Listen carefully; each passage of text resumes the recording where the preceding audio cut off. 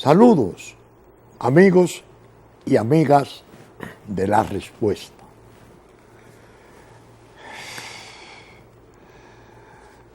El río de las circunstancias nacionales está recrecido. Viene sucio y turbulento. Uno de nuestros especímenes más duros de poder a finales del siglo XIX, Ulises Ceró, que se caracterizaba por sus ironías y sus advertencias hechas en forma pintoresca, decía: ningún río crece limpio, como para justificar los desmanes, sobre todo en los crímenes y delitos económicos de entonces, de su régimen.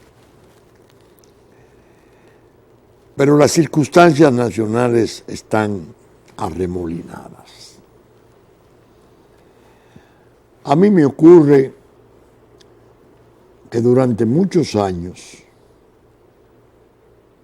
estuve dentro del río, debatiéndome en sus aguas siempre azarosas, y desordenadas y violentas. Podría decir que soy una especie de superviviente de esa versión de tormenta, el río recrecido. Y desde hace ya un tiempo considerable estoy cada vez más cerca de la orilla, propiamente en la orilla. Estar en la orilla para un hombre público puede ser pecado,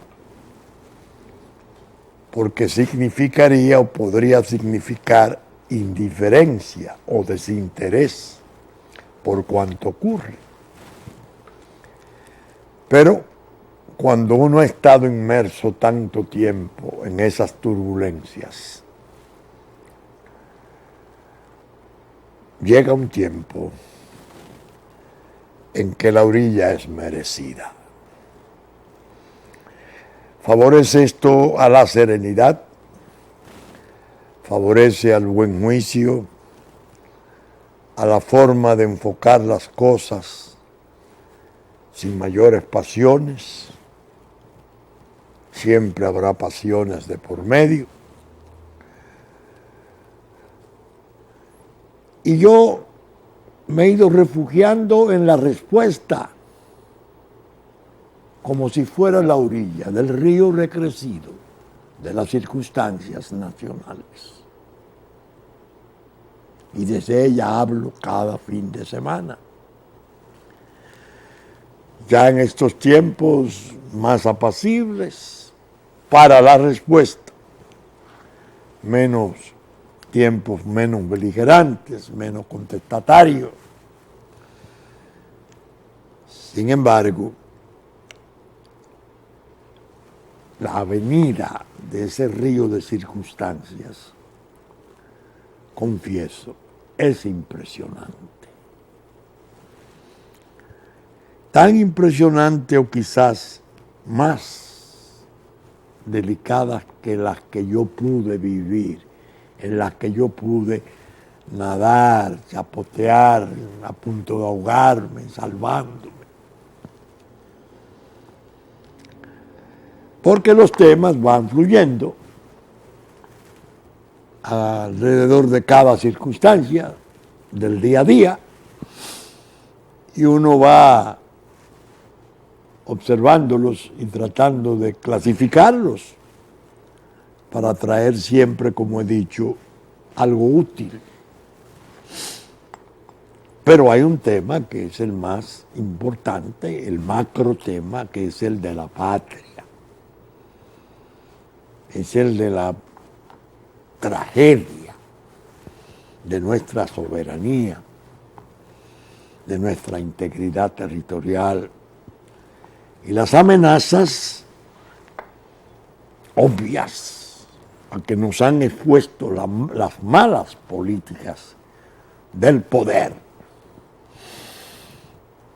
En un tiempo reciente, si se quiere, cuando la geopolítica estaba más activa y presionante, y se aguardaba, como he dicho muchas veces, el triunfo de la señora Clinton como una manera de hacer culminar los proyectos contra la República, y que ahora parecen considerablemente contenidos porque la administración actual en Estados Unidos, en ese campo de territorio, nacionalidad, migración, no tiene los mismos criterios de las administraciones demócratas, sobre todo la que se esperaba de la señora Clinton, que, como hemos dicho muchas veces,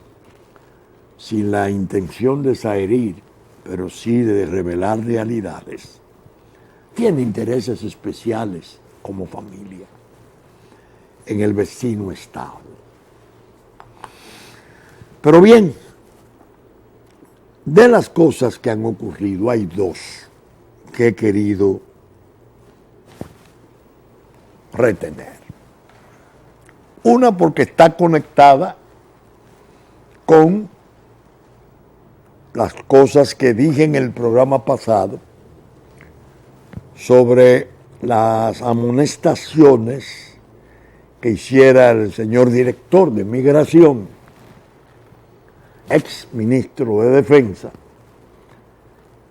en el seno de los bananeros de la línea noroeste, hablando sobre la necesidad de asumir la responsabilidad de proteger al trabajo nacional, hablando de la ley y de las proporciones de acceso a ese trabajo, incluso con la advertencia de que se va a normativizar, que habrá consecuencias para quienes la inobserven, y la posibilidad de que pase al área de la construcción. Posiciones estas que yo alabé y las vi esperanzadoras. Hice mención de las exhortaciones de un viceministro de Defensa en la frontera a los soldados, recordándoles sus deberes para la protección de la integridad territorial y el control migratorio. Y también hice mención de los 1,000 soldados que se están especializando para el cuidado de frontera, que ahora parece ser más urgente que nunca, porque se va la MINUSTAH, que ha operado más de 15 años bajo palio de Naciones Unidas, se va de Haití en días o en semanas o en meses, y se hace previsible que venga un descontrol caótico. Es decir, la MINUSTAH se va dejando un estado de cosas igual o peor al que supuestamente hace más de 15 años viniera a remediar y a controlar. ¿Cuál fue la noticia de la semana? Juana Méndez, cerrada.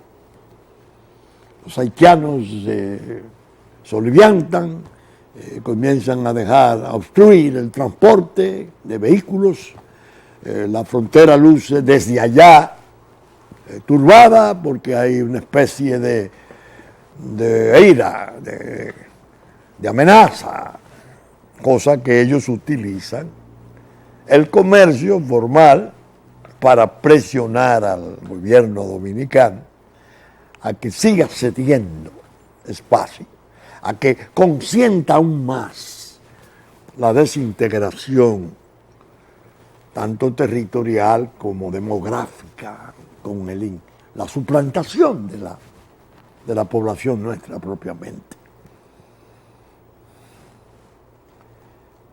Esa reacción, que es para ejercer coacción sobre el comercio nacional y que éste a su vez demande del gobierno que abandone esas posiciones, que suprima esas posiciones, que reprenda esas posiciones. Gente que tiene de un lado y otro un criterio muy precario, muy mediocre de lo que es el valor supremo de la patria. Confunden muchas veces sus negocios con cuestiones tan delicadas y sensibles como la soberanía nacional, como lo que es el Estado dominicano, lo que ha sido durante 172 años como miembro de la comunidad internacional y su nación, la que alberga y organiza jurídicamente. Parece ser que los signos que han comenzado a ver de aquel lado van a ser respondidos. Ese es un dato, esa es una circunstancia, esa es una noticia, que la respuesta no va a dejar, no podía dejar pasar de largo. Precisamente en la semana, el miércoles, apareció en el blog que está siendo de mucho éxito, está resultando muy auspicioso. La pregunta, los miércoles, digital, en internet, la pregunta rd.wordpress.com. En Twitter, @la pregunta rd. Apareció un artículo mío complementario de las cosas que había hablado en la respuesta, bajo el título de Estamentos constitucionales y deberes fundamentales. Ya escribiendo para las redes mi parecer sobre los preceptos, las normas constitucionales que organizan la cuestión de las Fuerzas Armadas, la misión esencial de estas, la obediencia debida al poder civil, su carácter no deliberante y las obligaciones, claro está, que la propia Constitución pone a cargo del presidente de la República en su artículo 3 respecto al cuidado y vigilancia de esos valores. Son deberes trascendentales de ambos estamentos. Y hay una parte donde digo, es ahí donde debe de imperar la prudencia y el buen juicio para que coexistan la obediencia debida y los deberes a cumplir. Es decir, que hice el primer ensayo de complementar la respuesta con la pregunta. Hoy quería resaltar esto como una manera de animarlos a ustedes a buscar en el blog la pregunta. Cada miércoles vendrá material que no necesariamente tiene que ser relativo a cosas tratadas en la respuesta. En ocasiones será la respuesta la que tendrá que completar la pregunta de la semana. Pero es una forma, es un pulmón más para poder salir al conocimiento público. Yo pienso que la otra circunstancia interesante de la semana fue la declaración que diera Luis Almagro en ocasión de la visita que le hiciera el canciller dominicano en la OEA. Luis Almagro, queriendo hacer las veces del policía bueno, porque situó a la Comisión de Derechos Humanos como el policía malo, parece, según la prensa trajo, que censuró ese error. Fue un error incluir a la República Dominicana en la lista negra de ser violadora de derechos humanos, xenófoba, persecutoria, racista. Ese Luis Almagro, cínico, en cuanto a nosotros, no debe merecer el más mínimo respeto. Porque dio la prueba cuando vino hace 2 años, cerca de 2 años, o el año pasado. Al llegar dijo de entrada, no es concebible que en una isla existan 2 naciones. Derogó la nación dominicana, el Estado dominicano. Eso no es concebible. Nosotros tuvimos que contestarle recordándole a Chipre en el Mediterráneo, en la relación turco-chipriota, los problemas y otros ejemplos en el mundo. Historias diferentes, idiomas diferentes, tradiciones diferentes, religiones. ¿Cómo que no es posible? Bueno, ese señor vino, pero estaba en la ola del ataque. Obama en la Casa Blanca, el vicepresidente Biden visitando, Ban Ki-moon visitando de Naciones Unidas y el gobierno dominicano apocado, aplastado, cediendo. Y vino como una especie de gobernador de la isla. Ahora dice, no, fue un error. Tienen más de 20 años en todos los informes que hacen, repitiendo esas infamias. Yo hice una alusión en la semana pasada a la conferencia que diera en la OEA el expresidente Fernández, con la que desmontó la tesis de la Corte Interamericana de Derechos Humanos, que nos mandó propiamente a votar, a arrumbar, a desechar el artículo 18 de nuestra Constitución para imponer el jus soli como el único elemento no condicionado para adquirir la nacionalidad. Y dije que había sido una conferencia formidable y que ahora, con su último artículo, había censurado severamente el atrevimiento ignominioso de la comisión, metiéndonos en esa lista negra. Ahora bien, esos son los hechos. ¿Cuál es el comentario que a la respuesta le merece esa situación? ¿Cuál es? ¿Por qué Almagro se apoca? Luce, debe estar soberbio, pero es necesario hacerlo. Y se echa, no, fue un error. Porque la geopolítica con una administración norteamericana de Obama desapareció. Y la geopolítica de hoy en el gobierno de Donald Trump tiene un tipo de obstáculo peligroso para sus planes.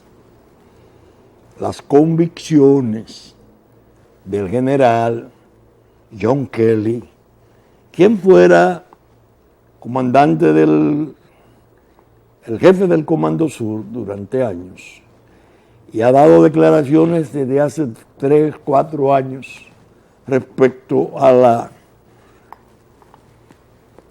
emigración que le han estado imponiendo a la República Dominicana, calificándola como catastrófica e inaceptable. La OEA sabe que está caliente en el problema dominicano. Entonces viene a simular que ellos tienen otra idea, una maniobra como suelen hacerlo la desvergüenza del rufianismo internacional. ¿Qué indica? No solo que la geopolítica de hoy para los planes del Estado binacional tiene cierto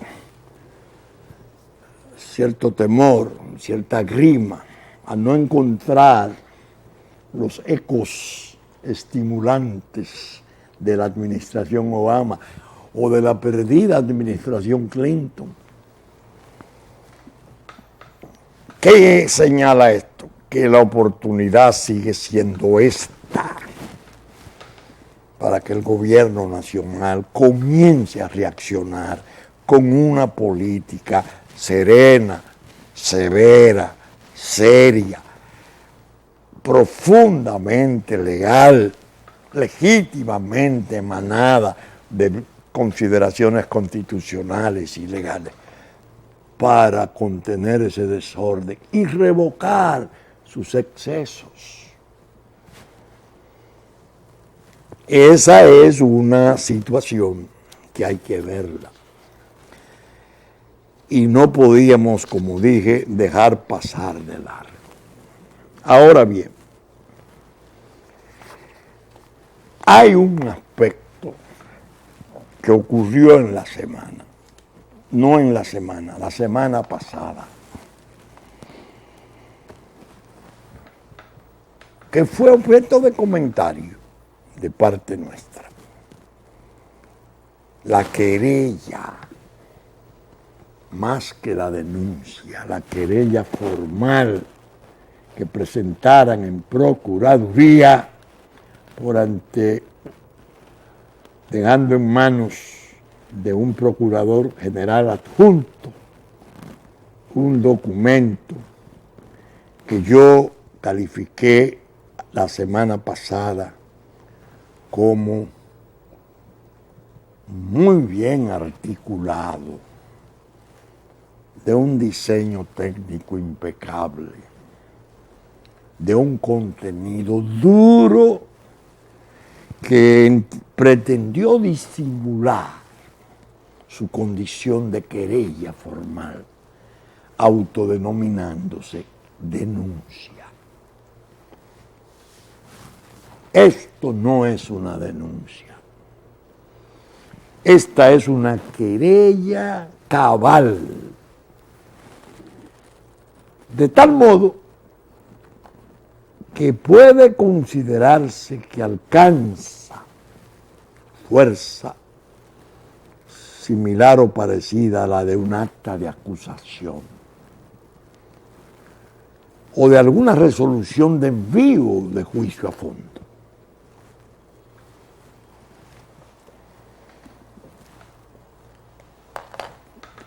Tres ONG, organizaciones no gubernamentales, la Fundación Masada, Santiago Somos Todos, son 4, Centro Juan 23 y Participación Ciudadana.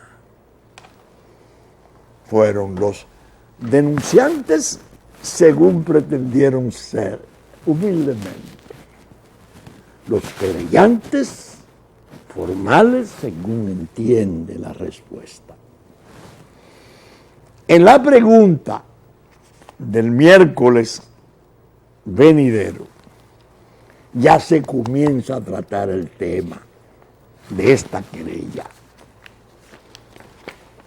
bajo el título, atiéndanlo, Marejadas en el Caribe, terremoto en el Brasil. Serán 3, tal vez 4 entregas, 4 miércoles.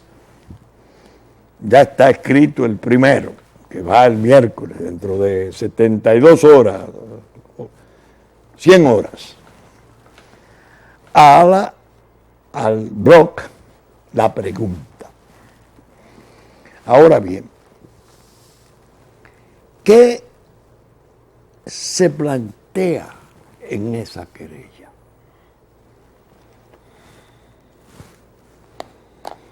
se plantea una acusación contra dos expresiones importantes de la vida nacional: el presidente de la República y el Partido de la Liberación Dominicana. El contenido de esa acusación, vertida en lo que es, repito, querella, es impresionante. ¿Por qué tiene tanta fuerza, tanta solidez esta acusación contra el presidente de la República y el Partido de la Liberación Dominicana? Primero, porque está redactada en una forma asombrosamente correcta, una redacción realmente brillante. Nosotros nos imaginamos qué jurista nacional pudo escribirla. Respetamos y admiramos mucho su capacidad.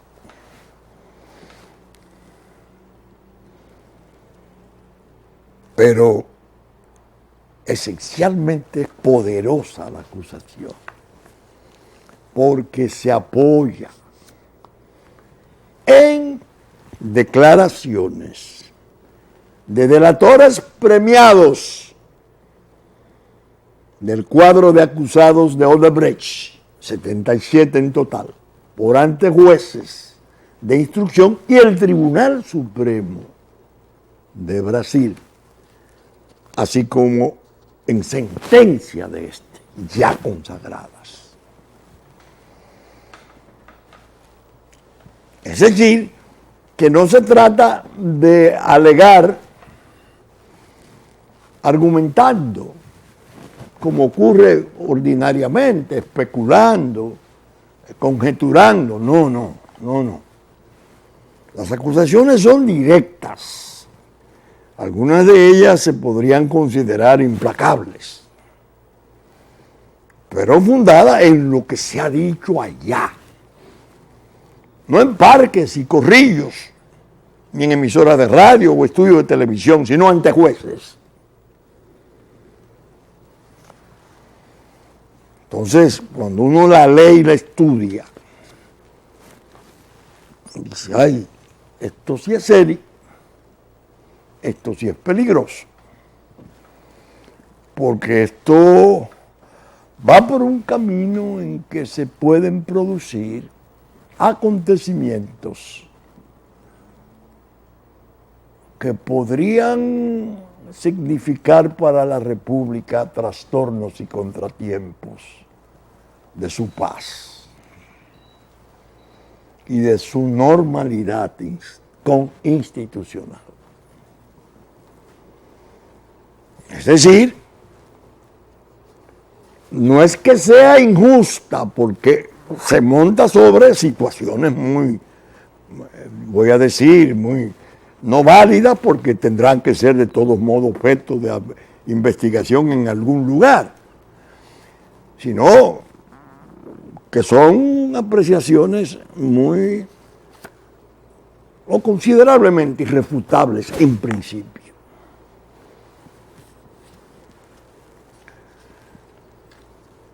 En la pregunta, yo observé una cosa que la quiero traer hoy, para que ustedes tengan una idea de lo interesante que va a resultar poder hacer uso de material de la respuesta en el material de la pregunta y viceversa.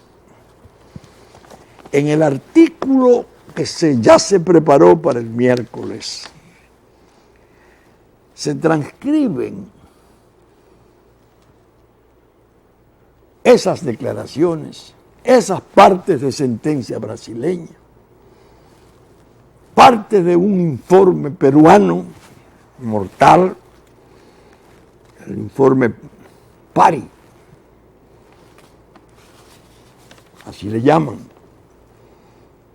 Pero hubo un ordinal que me llamó poderosamente la atención. El ordinal 25 figura en la página 14 de la querella. Yo lo voy a leer para hacer un comentario que creo que la respuesta no me perdonarían sus seguidores, que ya son muchos desde hace tiempo, que yo omitiera. Dice en la página 14 de esa querella, ordinal 25, resulta sintomáticamente coincidente el dinero de Perú con los pagos realizados por el gobierno dominicano a la empresa Joao Cerqueira de Santana Filho. Los movimientos de dinero ocurrieron en los meses en que se realizaron los procesos internos del Partido de la Liberación Dominicana para elegir a los nuevos miembros del Comité Central. Específicamente su elección interna fue el 12 de enero del 2014. Esa fecha marca el punto de inicio del plan reeleccionista de Danilo Medina Sánchez. ¿Quién? Atiendan, atiendan y piensen. ¿Quién? Luego de haber tomado el control del partido, inició la campaña de descrédito del anterior expresidente Leonel Fernández Reina, vinculándolo al narcotraficante Quirino Paulino, imputación que lo descalificó como candidato presidencial para el año 2016, y posteriormente en junio del 2015 se ejecutó la expedita reforma constitucional que lo habilitó para reelegirse. Ustedes por ese párrafo, ese ordinal, se pueden dar cuenta de lo explosivo que es esto. Ahora, ¿qué quiere la respuesta de esta carta? Que uno de los querellantes es la participación ciudadana, que estuvo de acuerdo con la persecución de ese expresidente, que fue feroz, que uno de sus más celebrados y más cortejados y más condecorados y reconocidos, se puede decir, el cerebro de esa participación ciudadana, Juan Bolívar Díaz, llegó a citar a Juan el apóstol: y conoceréis la verdad, y la verdad os hará libre. Quirino.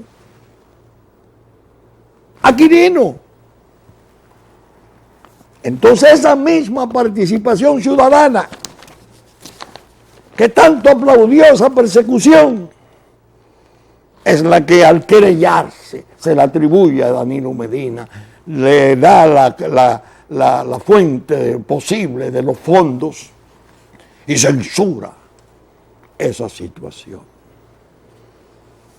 Ustedes están oyendo, pero hay algo más. Hay algo más que tengo que quitarme los lentes y restregarme los ojos, porque la verdad que esta orilla del río recrecido es un palco, un señor palco.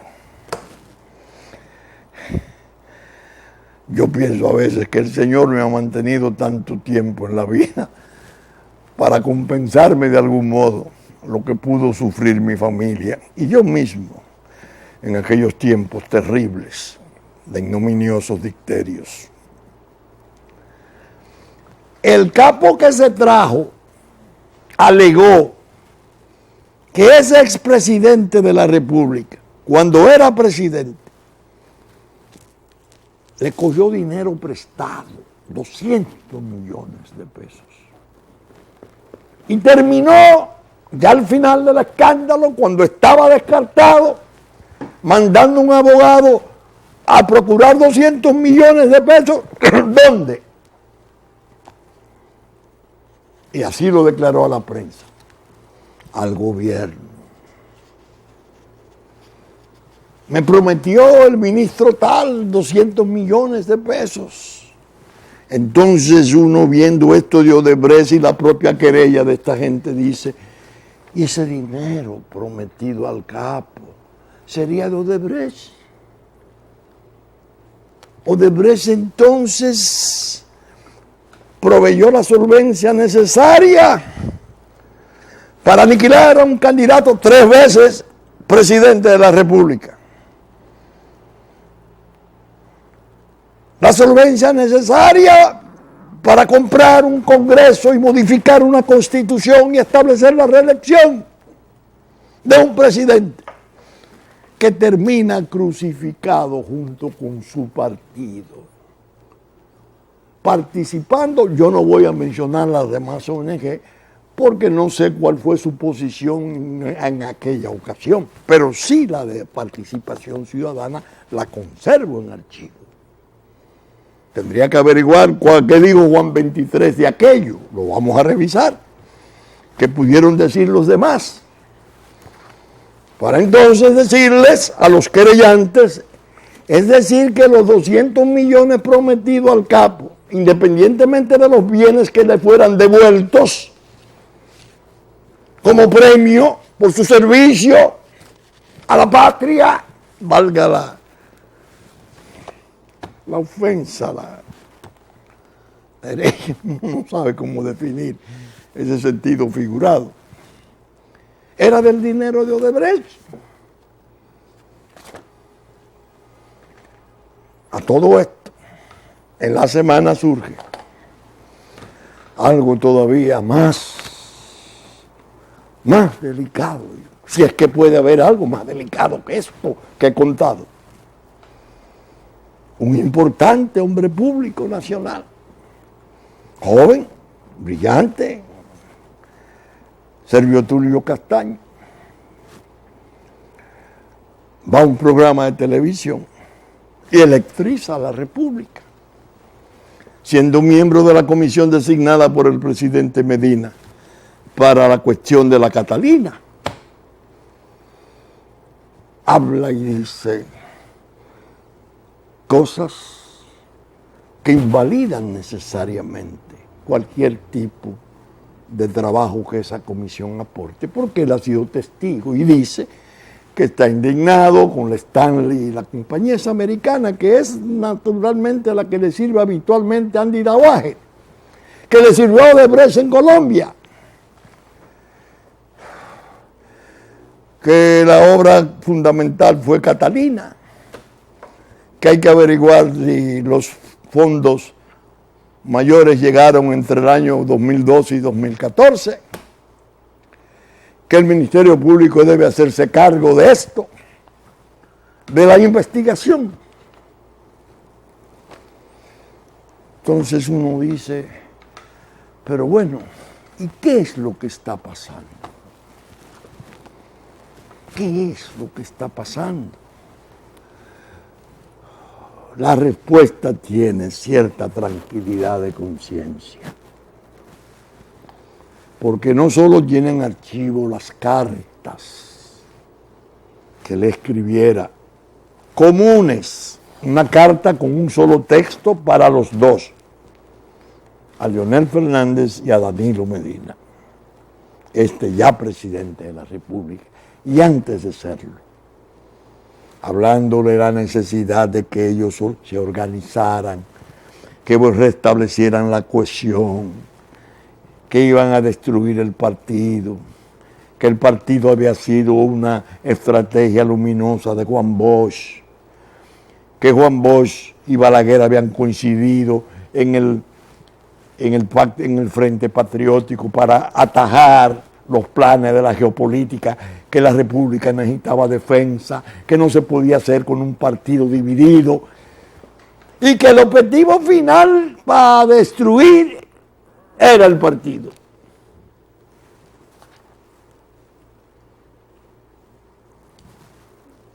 El que estudia esto y piensa puede comenzar a comprender el grado de razón que podía tener la respuesta en esos señalamientos, en esas advertencias. Bien, pero no solo ocurrieron cosas en nuestro medio, ocurrieron cosas en el mundo. No voy a hablar del drama, de las guerras de Medio Oriente y la tragedia inmensa de Siria e Irak. No. Eso ya es apocalíptico. Estoy hablando en el plano político, electoral. Luis Ignacio Lula da Silva, interrogado por el juez Moro el día miércoles. Qué episodio tan complejo y conmovedor. Lula, su esposa muerta, en cuyo enterramiento juró y habló de que era su deseo ser presidente para investigar hasta dónde se había urdido una trama siniestra contra él y su partido, que era una concausa de la muerte de su esposa. Fue a ser interrogado y pasó 5 horas y media ante un juez eminente. Un juez que es un ídolo en Brasil, porque realmente ha hecho un trabajo formidable. Destituyeron una presidenta, un presidente de Cámara de Diputados preso, 70 y pico de legisladores bajo proceso. Una cosa, es un escándalo mundial. Lula tiene esa entrevista, esa sesión de interrogatorio, que es la primera sobre una casa en una playa de 2 plantas que le reparó, le regaló de Brecht, una cosa de esta. La respuesta ha dicho aquí. Lula es el objetivo, pero no por la casa de playa. Andan detrás de Lula ya con las obras pesadas. El puerto de Mariel de Cuba, el gasoducto de Lima, en Perú, la Catalina Dominicana,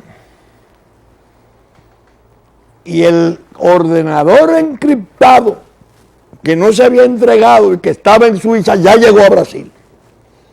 Y los fiscales múltiples, suizos, norteamericanos y brasileños, están descifrando y buscando en 2.300.000 informaciones que tiene ese ordenador, porque lo van a inhabilitar.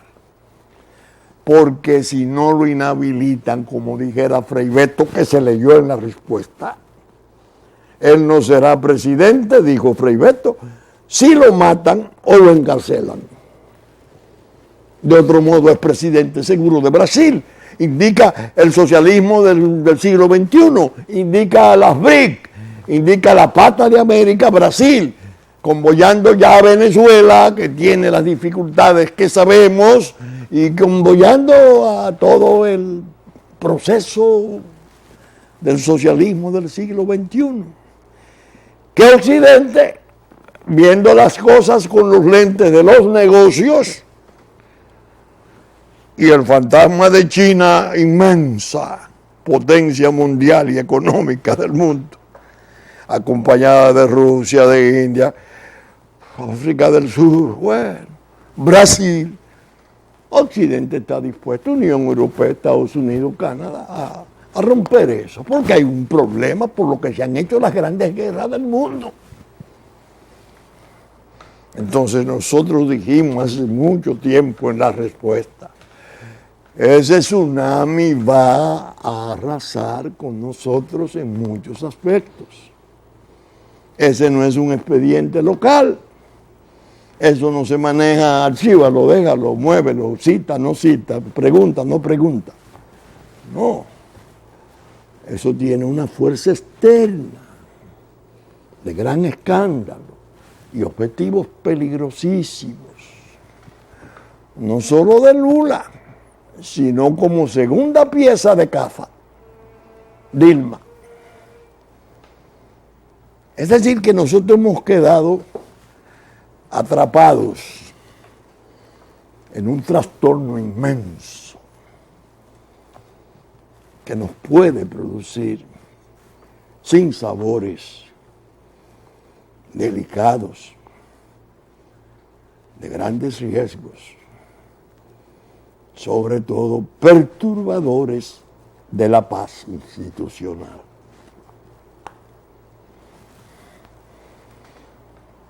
¿Por qué hablamos con tanta rudeza, si se quiere? No hay rudeza, pero con tanta acritud. Porque estuvimos advirtiendo los problemas. A ese presidente Medina, ya lo he contado 2 veces aquí, en una reunión especial sobre una planta de carbón que le fuera propuesta en el principio del gobierno, cuando buscó la información si se podía hacer, comprarla sin pasar por los trámites de Congreso bajo el régimen de urgencia. Opinaron abogados notables del país en favor, 2 de ellos, el primer ministro presente, y cuando él le dice al doctor Castillo, este viejo, ¿y usted qué piensa, doctor Castillo? Presidente, solo le voy a dar un consejo. Tenga cuidado con el negocio eléctrico. Genera muchos escándalos. Es peligroso. Y le puse el ejemplo de Hidro-Québec y el escándalo aquí.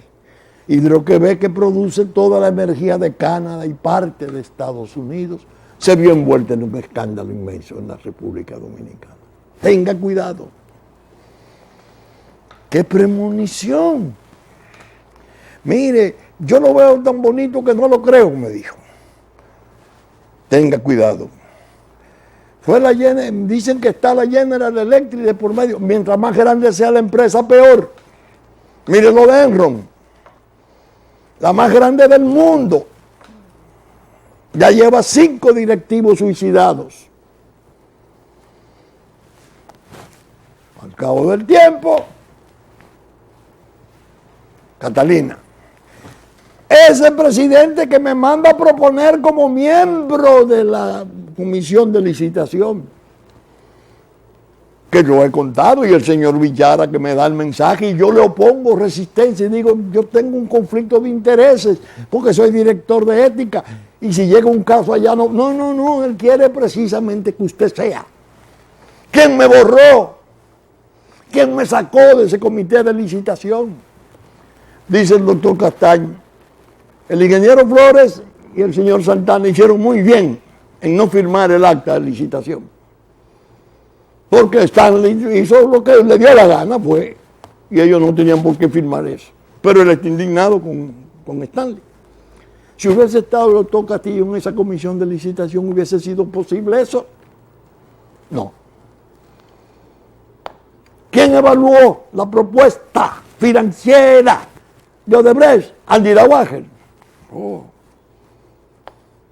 Hubiera podido pasar todo con la normalidad que pasó. Al grado de que conté aquí, lo he leído, porque hay que hacérselo saber al pueblo, que el propio presidente pidió una rebaja de $300 millones después de la licitación, lo que indicaba un convencimiento de que los precios estaban abultados.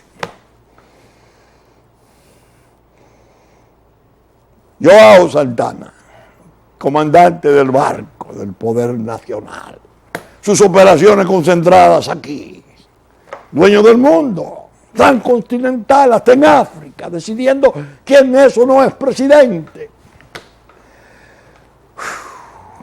Ahora aparece la esposa, acusa a Maduro, 11 millones, son 35 los de Venezuela. Pero hay un megapuerto y un astillero. ¿Cuáles fueron los funcionarios venezolanos que fueron sobornados? Un desorden de escala mundial, continental al menos. Ahí estamos nosotros. ¿Por qué? Porque no se oyeron los consejos. Alguien me sacó de esa posibilidad. Me segregaron sin darme una sola explicación. Después se ha visto por qué alguien me sacó. Donde el presidente me había mandado a poner.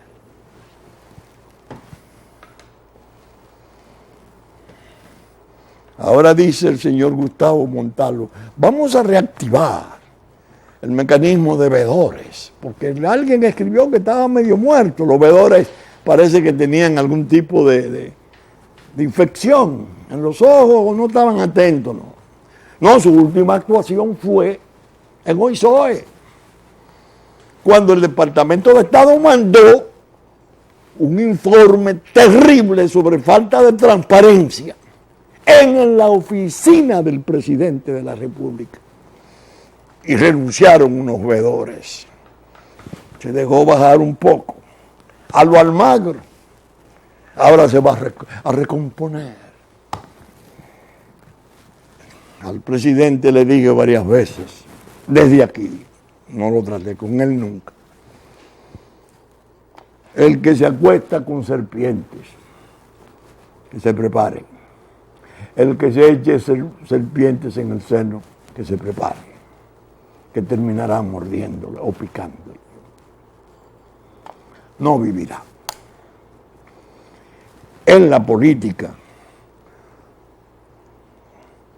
asumir esas nuevas relaciones y el de poder y llevarse del todopoderoso, el zar de la comunicación del mundo. Miren por dónde lleva la tragedia nacional. Ahora hay más cosas que las iremos tratando, porque parece que se va a reanudar la grieta. Parece que la división está profundizándose. Y eso al país le significa una sola cosa: ruina de indefensión.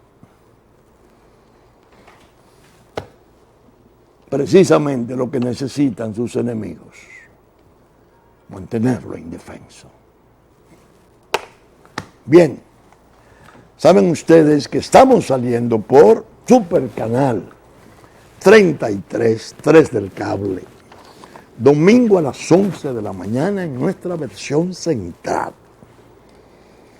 que ya nos anticiparon en Puerto Plata a las 9 de la mañana de domingo, no, a las 10 de la mañana de domingo. TV Plata, Canal 3, Musavisión, que nos anticipó Telefuturo, Canal 23, domingo a las 8 de la mañana, que nos anticipó, que nos reproducen Teleimpacto, Telenor, domingo a las 12 del mediodía, a las 6 de la tarde, Teleimpacto, San Francisco de Macorís, 9 de la noche, Teleimpacto, canales 22 y 52. Cinevisión, domingo a las 6 de la tarde. No, perdón, un error. Cinevisión, sábado a las 6 de la mañana. TNI, Canal 51, 7 de la noche de domingo. Teleuniverso, Canal 29 y 6 de la tarde de domingo. Entonces los canales de Montecristi, Cablevisión, Sabaneta, Canal 10, Telecable, Unicomunicación, Constanza.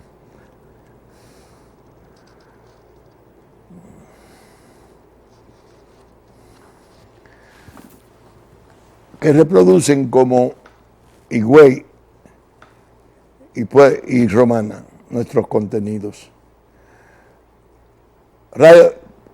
Diario Horizonte de Nueva York, Diario Digital Dominicano y la reproducción radiofónica Radio Real de La Vega. en nuestra versión central. Hit 92 a las 9 de la mañana de domingo. Con la gracia de Dios esperamos estar con ustedes el próximo domingo en una nueva respuesta.